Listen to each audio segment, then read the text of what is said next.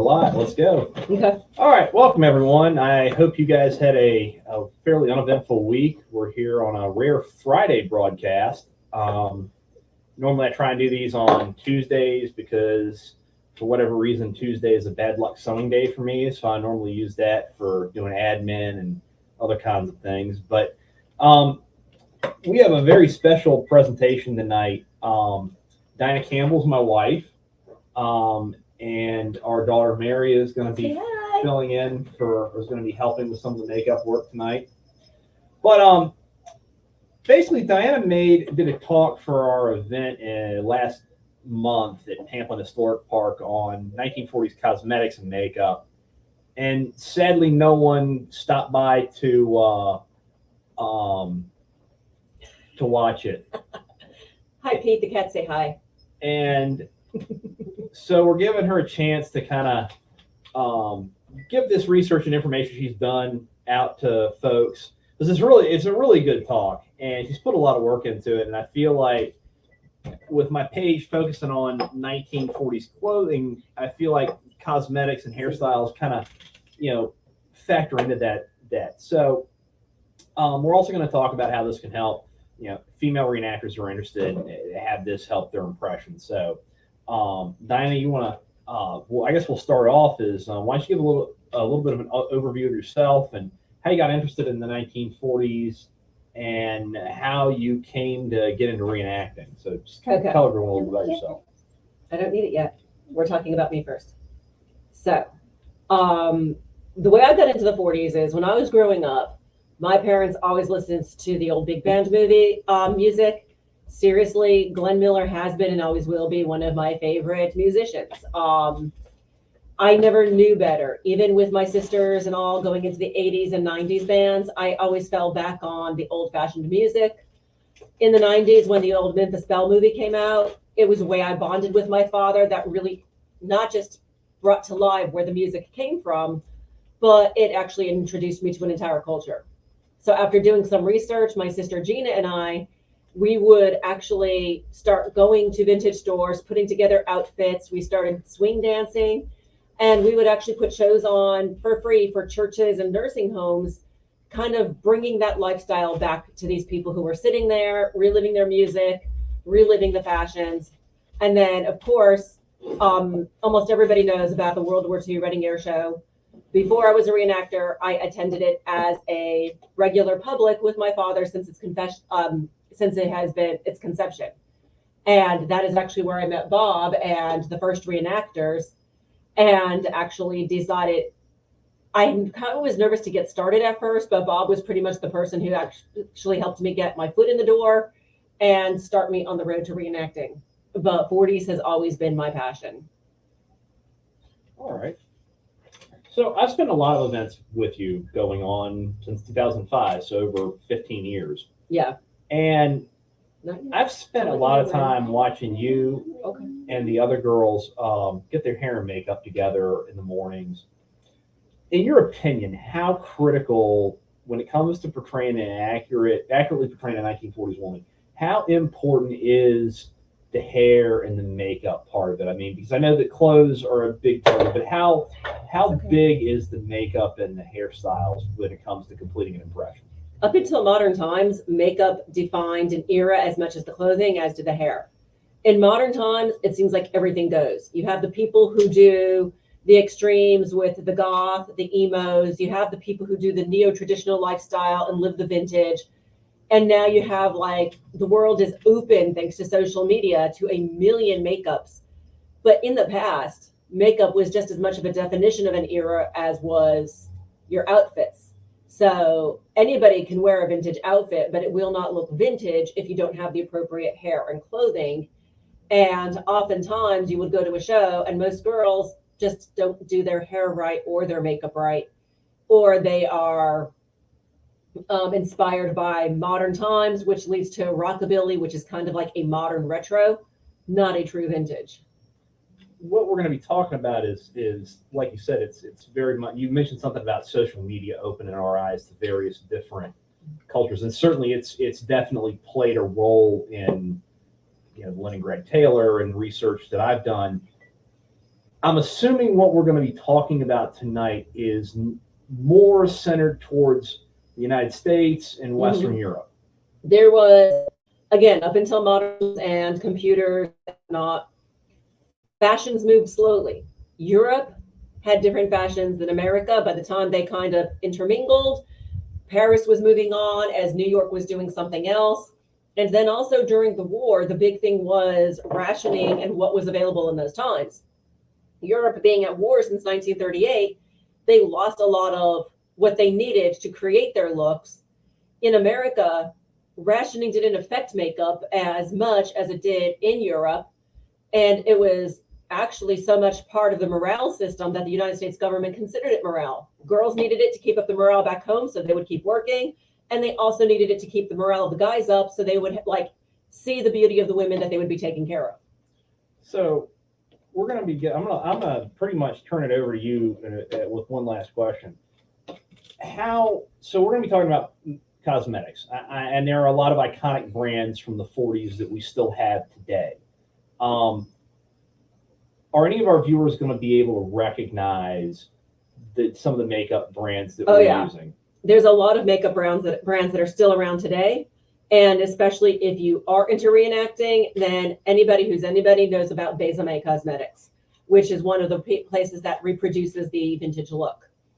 But you will actually recognize things such as Coty, Avon, and Max Factor.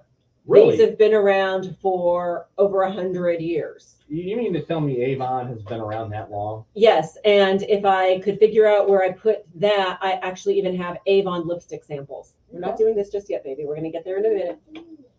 In a few minutes. Well, I'm going to step back and just let you do your thing, because your presentation, I saw you do the run-up to it before the event. I enjoyed it. I think they're going to enjoy it. So I'm just going to sit here and sit back and let you take it away.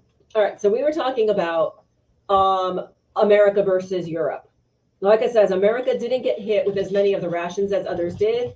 We did ration nylon. That means women were using the same treatments as Europe to get the stocking look, which was leg paint and eyebrow pencils to draw stockings on their legs. Other methods were using even gravy powders. So this is stuff that if you ever want to see if it actually works, we could try doing it in the future. I have personally never tried it. I've only ever tried drawing the line on the back, and you actually need somebody else to do that for you. The other things that were rationed were glycerin.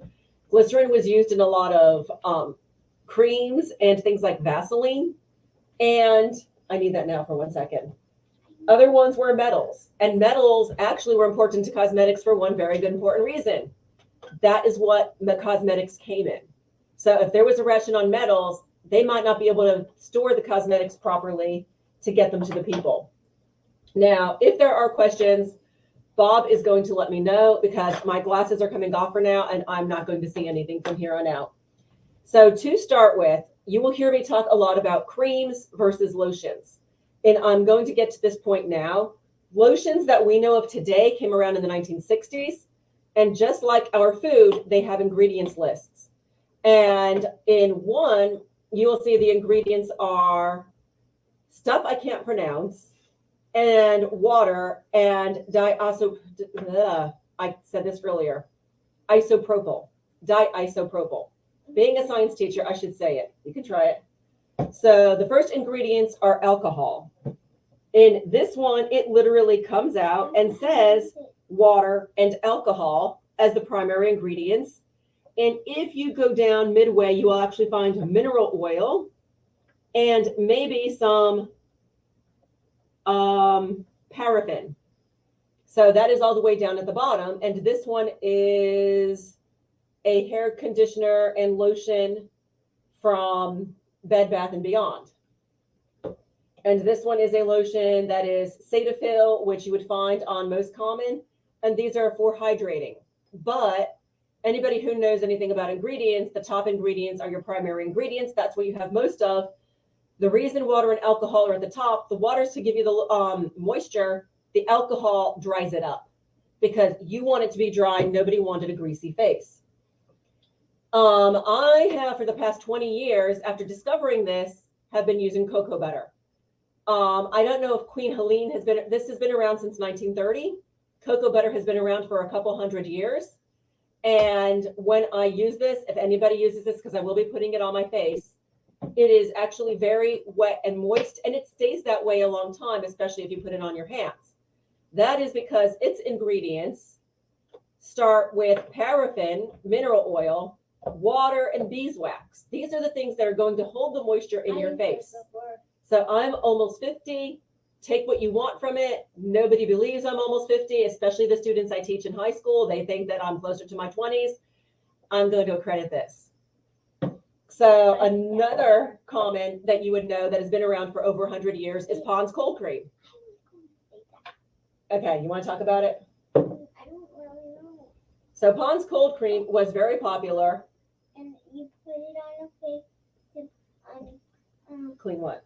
clean your makeup, face up in your makeup. Mary, you put it on your face to clean off your makeup. You gonna put some on too? We can't start makeup without putting it on and getting this all nice and clean.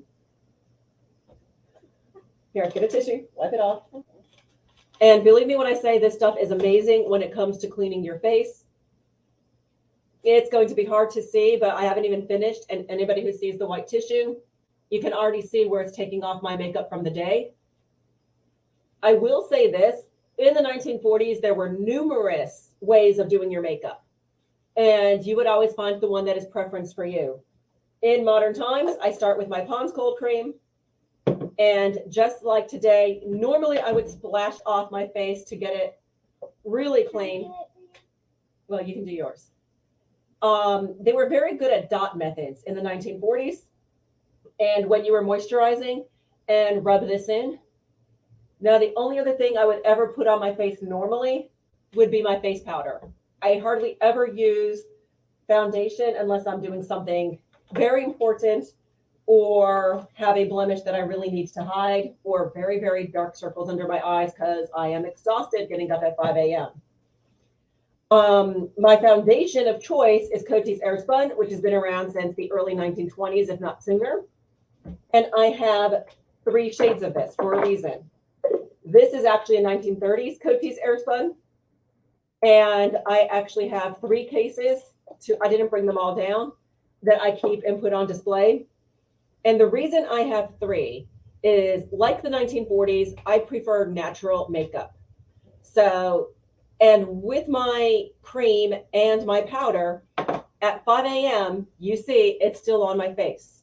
So it is a nice way of doing it. And the Coty's really keeps that shine off my face. Now, I have 3 versions because when it's summertime and I'm tanned, I use my suntan, which is a darker powder. When it's not summer and my tan goes away, I have my honey beige. And then when I'm recreating the look for tonight, depending on if I'm not tanned, I need the shade lighter, and that's going to be neutral. But since I'm on suntan right now, my honey beige is my shade lighter. That is what I will be using today. So going back, the 1940s, the misconception is everybody's going to be talking about, oh, base it off of Hollywood. And then they really go for the Victory Red and really want that Hollywood film noir look. Yeah, it's a great look. That is not the average American look. The average American look is going to be as natural as possible. But for wartime, I am more than happy to use my red lipstick. But they really wanted the colors in America to be very muted, very natural, and not that standing out. To recreate that, you need to find the thickest foundations possible. So I've already told my daughter she's not getting my expensive foundation. I'm going to start with her. And we are putting on a foundation because what this does is does even out your skin tone. She makes it not very easy.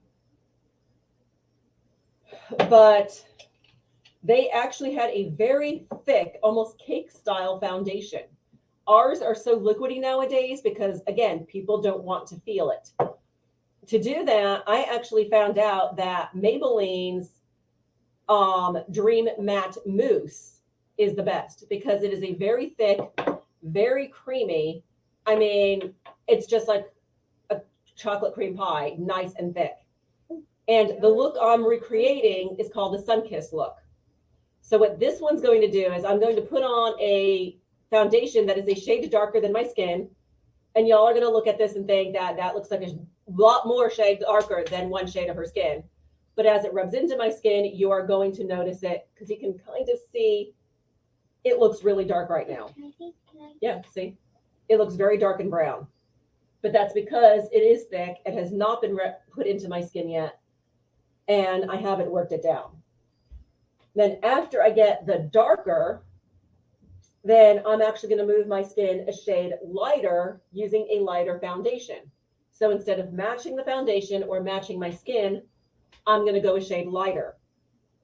And this is especially nice in the winter when people are like, I really want to see the sun again. I'm losing my tan. And I want people to think, oh my gosh, I've been out in the sun.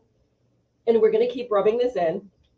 And back then, in order to blend it, you would actually go not just on your face, but right down to your skin and sometimes right down to the chest and neckline, because you want that whole area to be completely covered. Honey, just let me get it. And I'm just going to keep going. Not yet. And keep going. And you can see that right now it actually has gotten a lot lighter, even though I still look like I'm very dark. But that's because it is darker. The other important thing for 40s and recreating this is don't have anything glittery or shimmery. Everything was matte. For Mary, we're going to put her powder on. I'm going to use the brush because that's easier for her. And in the 40s, they would do this a lot, is they would literally take the foundation and rub it into their skin nice and hard. And just like I did for my lotions, not big because I have to do it special. You're seeing I'm dabbing it in special locations. And then I'm going to take my poof and actually just start scrubbing it in there.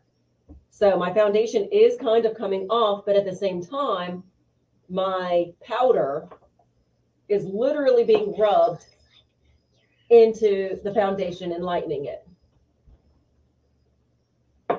And this is not an easy thing. Doing your makeup back then was a lot. I mean, they would say that the average time could be 45 minutes to an hour if you really, truly went all out, especially for your Hollywood film noir look. And actually, if anybody saw the picture Bob posted for this of me standing outside my camp, when he first advertised it, this is exactly the look I had. And right now I am exactly where I want to be, which is a nice tan. I am very faded. Like, it's not shiny at all. And it is a very pale color. And it no longer looks as dark and brown as when I first put my foundation on. And if you ever want to compare the two, then you can see how much it's lightened over this time. Because this is a very thick cream. So next would be the eyes. And misconception too is that the 40s had no colors. They had lots of colors. And when it came to doing your eyes, you would match two things. You would either match your eyes. In my case, my eyes are brown. Or you would match your purse and your nails. I injured my hand the other day and had Band-Aids on my nails. I didn't bother with my nails. If you're interested in knowing about nail care in the 1940s, let me know and we can do that another time. But as in modern times, there are a million ways of doing it, which is why compacts come in various shades. I'm using my Avon, and I'm going to put Mary's on, and I'm doing my own, not you. When it comes to the 1940s, you do not do your entire eye. You're only doing your top lid. So when you look at this, you're going to take a lighter color because, again, you don't want anything dark. You want it to be natural. And it is literally just going to go on the eyelid when you close that eye up to the crease, but not beyond your crease. So I don't know how much the camera is picking up, but in my mirror, there is a noticeable difference. But it is still pale enough. It does not stand out more than it needs to. just enough to give my eye that little extra pop. If I choose to, especially if I was going out at night, I could use an eyeliner right now. And that eyeliner would also go on my eyebrows, but I'm not. Back then, I doubt I would care about my eyebrows because I really don't care about them nowadays. If I did, for the 1940s, it would literally come up my nose, out, around, and down to the corner of my eyes. I have that basic outline. I don't maintain them as much as most women do. It's not my thing. But then you're going to mascara. And I have the Besame Cake Mascara. And there were only two colors of mascara. There was black and there was brown. We didn't have colors.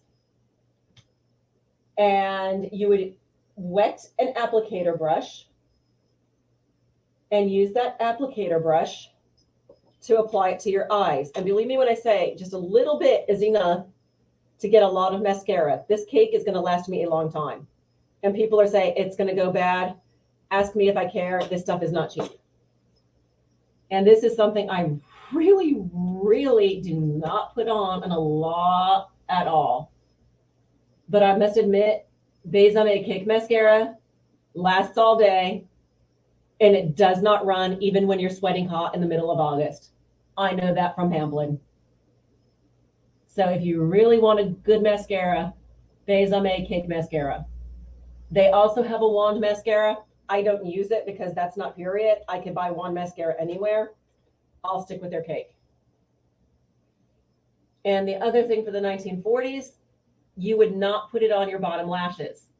You will only use it on your top lashes because you want to accent your eye. Now, on top of that, to get your eyebrows. We have a good question that just came in real quick. So, one guy was asking on behalf of his wife, her eyes are blue. Uh-huh. So the question is, would it be, I guess, kosher, or would it be general best practice to match? You were talking about, I'm a guy, I don't know what it's called, the stuff that goes on the eyes. Eyeshadow. Would you match, if you have blue eyes, would you use blue eyeshadow? She could. Okay. It's also, if she had a black bag, she could use brown. If she had red nails, she could use a pink, because you would either match your eye or you match your accessories, which is your purse and your gloves and things like that. But for blue, most likely, she would also look for a brown mascara than a black, but she could go either way. But they did have blue eyeshadow. They had blue nail polish. They had yellow nail polish. They had green nail polish. The most common colors for the natural look were pale pinks or victory reds, but they actually did have color. And anybody who watched saw me putting, and she's not going to let me forget, putting my mascara on my eyebrows. Because if I'm not using my eyeliner pencil, then I could easily darken my eyebrows with mascara. But I didn't go up or down. I literally just took it and went horizontal across, and I got much darker eyes now. Yes, my daughter did mention it is very cold. So then the next part is going to be blush. And a lot of mine I try to base off of originals I find, whether in pictures or in this case, I have Tangee's Heather Rouge Medium, which I found on eBay and it's never been used. And I managed to have somebody give me Wander Beauty, which is also a nice pink, and they're very similar. And the most common style when you are using a rouge, they did have powder rouges that they would sometimes use, especially when they were out, but these cream rouges were quite popular. And they did a tri-dot method. And it's going to be hard for me to show on my daughter. All right, use this and start rubbing them. But the tri-dot method for the 1940s, you'll see people who try and do it all the way back here. You would literally take your eye pupil and go right under your eye pupil at the top of your cheek. And I need a little bit more on that guy. Then you would go back to the corner of your eye, straight across, because you are forming a triangle. And then you are going to go right in the middle of them to form a triangle, but do not go below the tip of your nose. And I don't know, because even when I look at the computer, my angle is bad, how much this is seen, but and I'm wiping it. So you can see my triangle goes right there. And then you just use a cotton ball and then just start gently rotating it and rubbing it in. You're not overdoing it. When you think about people blushing because they're embarrassed, it's a very light, very natural pink. And again, if the foundation was done right, between the powder and the foundation, you have enough to blend in with that pink. And it just gives that cheeks a nice little pop to say, hey, I've got my blush, I'm blushing, I'm pink. Now is my daughter's favorite part. Just give me 1 second. Open.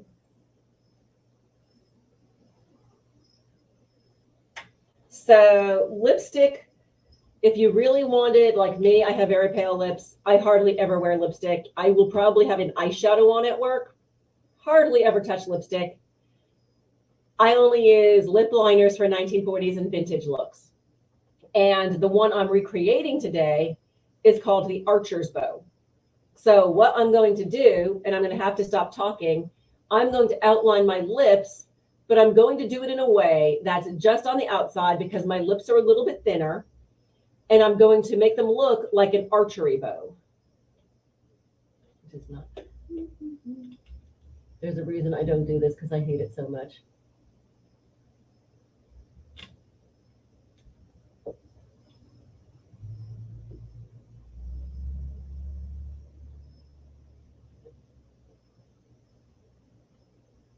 If you get this wrong, then you're really going to be cursing because it's almost impossible to fix these things without starting over.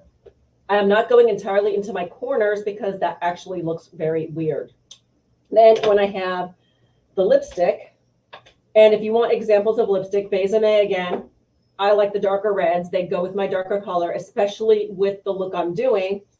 My daughter is actually showing you a vintage one, and it's more pink. This would definitely be for somebody who is more blonde and lighter in color. But I'm going with Besame, and I'm actually using their Merlot, which is one of my favorites. You could actually find a lot. CoverGirl has a lot of nice colors that are very vintage looking, and they don't shimmer. If it has glitter or any kind of shimmer, it's not going to work for the 1940s. I cannot stress enough, it needs to be matte. And this Merlot goes well.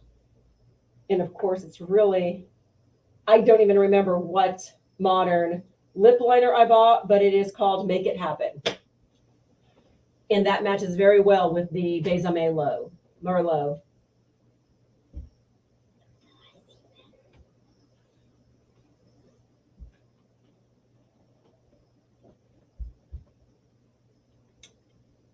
And then hopefully, if I don't make any mistakes, it almost looks like I have an archer's bow for my lips. And that is the layout for one look for 1940s America. And like I said, it looked like I had the darkest foundation, but when all is said and done, I just look like I have a nice tan, especially if I want to recreate it in the winter. Questions? Well, I'm going to close this so I don't feel like Wilson on Home Improvement talking to you over the fence. I had 3 questions that I was going to use for wrap up, but I've got a couple that I also want to use as follow up. So this is one style, one way of doing it. Yes. We'll start.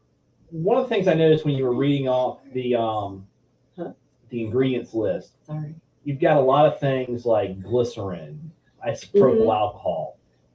When you're talking about a war effort, the isopropyl alcohol was modern. Was that modern? Okay. This was the stuff that we create now to take away moisture. But back in the 40s, they didn't use that stuff. They used creams with waxes and mineral oils. Again, all the things that you would need to make things like munitions or paint or things of that nature.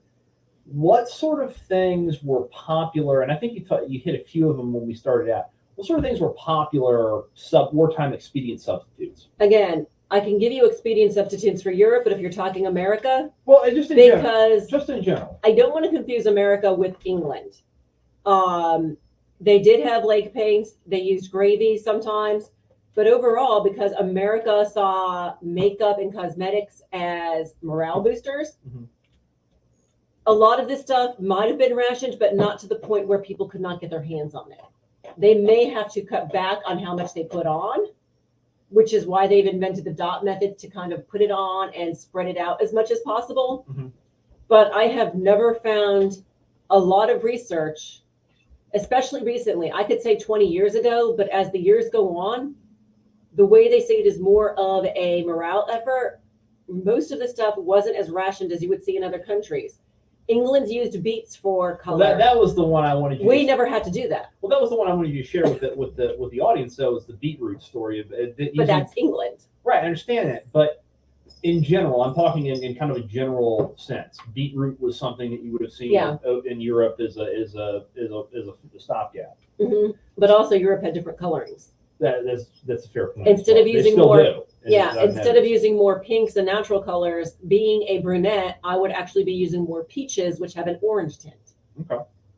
So, if I'm a new female reenactor, and I'm just getting in the hobby, and I want to learn more about doing my makeup, what are some good resources that I can either in print or online that I see you got some books here on the table. You mind sharing those with the audience? So a couple years ago, Lauren Reynolds did a series. She did one for hair, and mine's falling apart because I also lent it out to hairdresser friends of mine. And that's vintage hairstyling, but this one is retro makeup, and it takes you from the 1920s to the 1950s. And again, it will give you different techniques than the ones I have used tonight. Because like I said, it's all personal. I am not much of a makeup person. I use the bare minimum except when I have to. And I know in the 1940s, a lot of women, especially older women, would have done the same, especially if they were saving it for, say, their daughters instead of themselves. These are out of print at the moment. You might get lucky to find them. It's the Retro Makeup and Vintage Hairstyling by Lauren Reynolds. You might even get them where somebody's not trying to charge you an arm and a leg. Another good one is the 1940 Looks, Creating the Fashions, Hairstyles, and Makeup of the Second World War by Mike Brown. But this one is British. So if you're in England, this is the one you would use. And this is actually the one that told me if I was a British brunette, instead of the pinks and reds, I would be looking towards more peaches and oranges. There's another book out there. I haven't gotten my hands on it. The 1940s Fashion Source Book by Charlotte Field. But my favorite source for 1940s anything right now is called a website called Vintage Dancer. And she will get you started in hairs, clothing, makeup, you name it. She has got a link to everything. But between her and a couple of other Google searches, that is where I've actually discovered this look over the past year. And this is like my favorite 1940s look because it looks natural. It really does even out my skin tone. And in winter, when you I don't like the heat of summer. I love all seasons, but I really do kind of like this darker tannish look. What were some of the spots that folks can get the products that you've just demonstrated? I mean, that's the other thing I think a lot of the people are going to be interested in. Okay, so Besame, anybody who's anybody in reenacting knows Besame has her own website. Vermont Country Store is also now selling Besame cosmetics. Max Factor, Maybelline, Pond's, Queen Helene's Cocoa Butter, Coty's Airspun. These are all things you could find at Walmart. I don't have a local Target. I'm sure Target has some version of these. But if worse gets to worse, we all know Amazon. Avon is also self-explanatory. You just have to find your seller. And that's if you want to use the names that have been around for a while. But as long as you find somebody who does not have a shiny, glittery, glossary look, you can use something as simple as CoverGirl. The big thing is you want that matte finish. I cannot stress that enough. It is a matte finish. If it has glitter or any kind of shine, really, you don't want to use it. So that's going to kind of be my last question for you, which is, and I think you kind of hit all of them before, but what are some of the main pitfalls that new female reenactors might run it, or that you see on a regular basis with new female reenactors, or reenactors in general, with their makeup? What are some of the things that could be done better, could be done more authentically? Number one is women in uniform really weren't supposed to be wearing makeup. Sometimes, especially with the American services, they actually did issue a nice red lipstick that they wanted for morale. But again, the makeup I put on today, you would probably not be seeing, because especially in winter, it would make me look different. The makeup had to be even more natural, almost non-existent, except for the occasional lipstick. And that's going for American forces and even British forces. Lipstick was like the one and only, okay, let's go for it if you can get your hands on it. Anything over that, you are probably not really going to be. Do not follow Pearl Harbor and all of that glamorous stuff. That is not what they wore in uniform and not any nurse's ward. The other one is your hair, because again, it makes the appearance. Yes, not all women wore their hair up. You can always say that one thing, but in some way, shape, or form, there is a style, even for putting your hair down, that would say this is more 1940s. Go for some kind of a roll, a victory roll, a rat roll, anything, even if it is just like a little scoop up the side. Give yourself more of a wave. Don't expect too many braids in America, not at this point. You really need to understand the culture you're doing, the role you're doing, if it's military or civilian. And even with civilian, if I was doing something that was very rural, very mountainous, I could probably get away with no makeup and straight hair. But if I was doing something in a city, even back then, peer pressure did have some kind of a say in what you were supposed to look like. And you needed that little bit of minimum oomph just to say, I'm fitting in with everybody else. And you also had more access to those things. Well, we had one question that came in, and I'm going to put my glasses back on. I think you answered it with the books. Matt wanted to know where one could find those books. I'm guessing if you're going to try and find an eBay or maybe ABE Books. I would say it never hurts to try Amazon. You might get lucky. eBay, ABE Books. I mean, just do a Google search and see what pops up. You can say hi, Matt. Hi, Matt. Mary says hi, Matt. I don't know if you heard her before she ducked down. But yeah, if you just do a regular Google search, and we could even post the books later, pictures and everything, you should be able to find them. Some of them, again, they were like a limited run, but there are so many sources out there nowadays that, again, I would even just say start with Vintage Dancer and work your way out from there. Okay. So I just want to kind of recap with what we've talked about. There are fairly readily available examples of period makeup that you can buy in the contemporary market. Yes. When it comes to doing your makeup, do you really have to understand, okay, where am I? What nationality am I portraying? Mm-hmm. What's my role? Am I in the military? Am I civilian? What's my age? Where am I from? Yes. That all, just like fashion, just like clothing, that's gonna factor into. Fully says hi. That's going to factor into how you do your makeup. Yes. And I will say, up until about the 60s, 70s, when women of all ages started actually dressing younger, in the earliest 20th century, especially the 40s, the 30s, the 20s, women dressed their age. I'm lucky that I don't look my age, so I don't have to really dress like I'm 50. Unless you had a lot of money and were fashionable, you dressed your age. So when you see a lot of people who are retired, yes, they might have to wear modern shoes now, like the sneakers, the canvas shoes, because of foot problems. But in the past, most of those women would still be wearing their cotton stockings and Oxfords or loafers. You wouldn't see a grandmother wearing the same canvas shoes as her granddaughter, or the saddle shoes. You were kind of dressed the era you grew up in. So being almost 50, I probably would have even makeup that would mimic a lot of the 1940s, unless I had a daughter or had access to something that really kind of makeup was something that would put me more fashionable without having to overdo the clothing. but dress your age. Well, that certainly there's a couple of topics that we can. I don't know all of the unicorn names. Unicorn, say hi. Well, that kind of gives us an opportunity to come back Mhm. and do some other stuff. So, well, And also, if anybody Mary. and the cheetahs say hi. But if there is anything else you want to know about, like I said, I could have done more on the nails, but because this hand was injured and was in a bunch of Band-Aids, I didn't do nails. We could do hair. We could even talk about other techniques or other demonstrations from other countries, whatever you're interested in. The Leningrad Tailor's blog did one on Russian makeup and cosmetics.